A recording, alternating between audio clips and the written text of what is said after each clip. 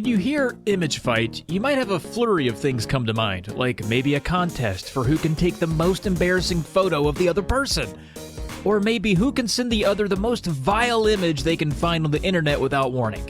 I was in college too once. More than once, to be honest. But no, Image Fight is a vertically scrolling shooter published by Irem, the same folks who developed R-Type, a better-known horizontally scrolling shooter that was released 1 year prior. R-Type and Image Fight have some similarities, but the two are not directly related, although later R-Type titles reference Image Fight's ships. And it's unclear what the title Image Fight actually refers to. At least, I wasn't able to figure it out, so we'll just roll with it. The cover is really something else though, and the real fight-worthy image. The spaceship is featured out front, the 3 space soldiers are standing around pointing handgun lasers all over the place, and that's interesting considering you don't leave the ship the entire game, so who even knows who these folks are? Alright, well let's see what's up with Image Fight on the NES.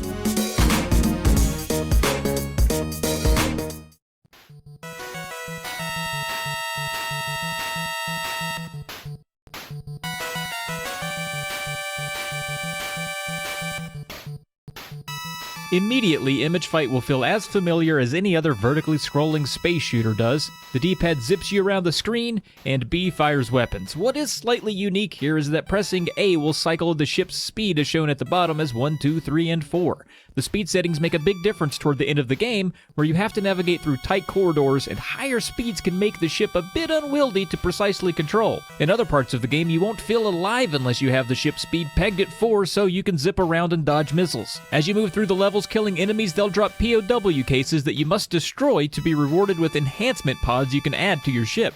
You'll pick up red ones or blue ones, and they'll change colors as they approach, and it's important you get the one you want. Red ones fire the opposite direction that your ship is moving, and blue ones only fire forward.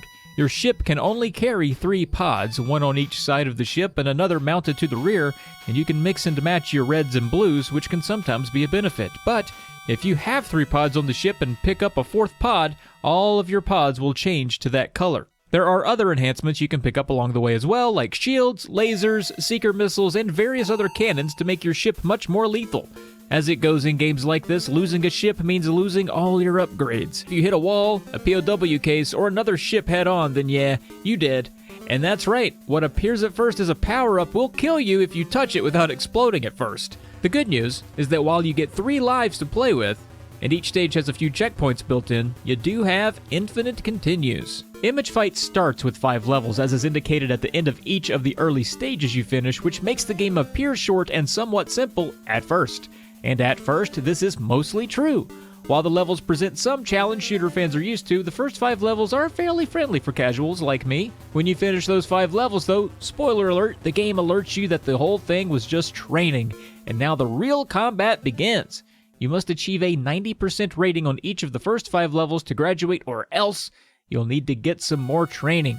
So the final stanza of Real Combat consists of 3 more levels, and these present much more of a challenge, as you'd expect.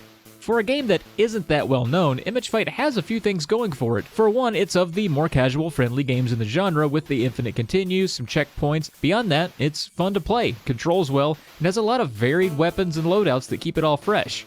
Visually, it doesn't do anything too impressive, and most of the backgrounds are black or one solid color, except for this one that actually looks pretty awesome with its pulsating colors and decrepit-looking design. The sound design is par for the course, and the music is actually pretty decent, and each level has its own intense shoot-'em-up soundtrack, mostly fitting for the action. Lastly, for some narrative, the story in the manual does not specify a year, by saying that this is all taking place on a fateful day in 20XX. So we could use our imaginations, and we'll have to keep using them because the story hardly makes any sense. Apparently, on this day, the Earth's moon exploded thanks to some aggressive aliens from the Boondoggle Galaxy who were out to take over the Earth. Thankfully, scientists were on it and created the OF-1 fighter ship, of which you are the pilot.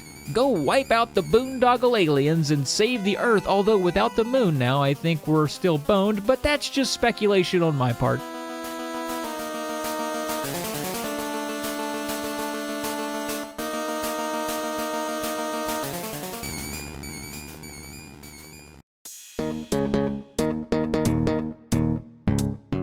The original arcade version is obviously much better on the eyes, and even ears for that matter. The difficulty is greater, as you'd expect, but the original stage backgrounds are pretty interesting to look at.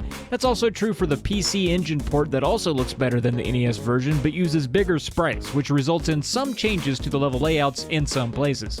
I hate to say it, across all the ports including the FM Towns Marty and the Sharp X68000, the NES version is the least visually appealing, but still fun enough to try if you like space shooters. There was a sequel, Image Fight 2 Operation Deep Striker, that not many folks have played thanks to it being confined to the PC Engine Super CD-ROM. Well, that's going to do it for Image Fight on the NES. As always, keep an eye out for those boondoggle aliens, and thanks for watching.